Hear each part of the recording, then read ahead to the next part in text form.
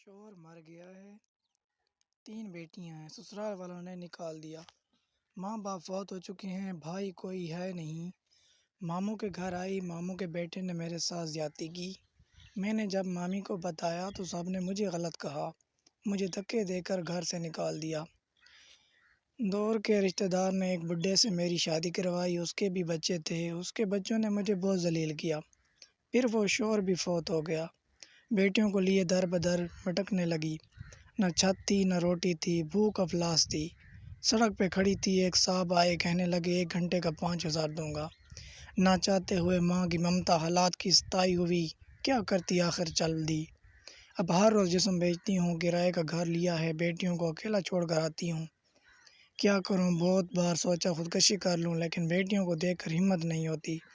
وہ رو رہی تھی، میں زمانے کی بے حسی محسوس کر رہا تھا۔ اس کے سر پر ہاتھ رکھا، کہا تمہارا بھائی ہے، ایسے تم اپنے بیٹیوں کو لو اور میرے آفس کے اوپر والے روم میں رہو۔ وہ یقین نہیں کر پا رہی تھی، کار میں بٹھایا، اس کے گھر پہنچایا۔ بیٹیاں سوئی ہوئی تھیں، بہت پیاری تھیں، گود میں اٹھایا، دل کو سکون ملا۔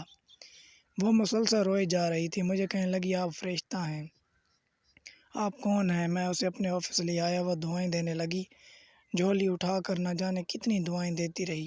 میں نے اسے کہا جا کر سو جائیں۔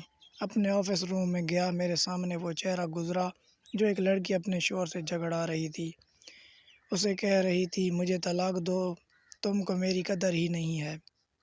وہ اپنا گھر جلا رہی تھی، اپنی بے وقوفی کی وجہ سے۔ وہ بیچاری کیا جانے زمانے کی تلخیاں کیا ہوتی ہیں، زمانے کا ڈسنا کیا ہوتا ہے۔ میں بتانا چاہتا تھا اپنا گھر جان بوجھ کر اجاڑنے والی لڑکیوں سے۔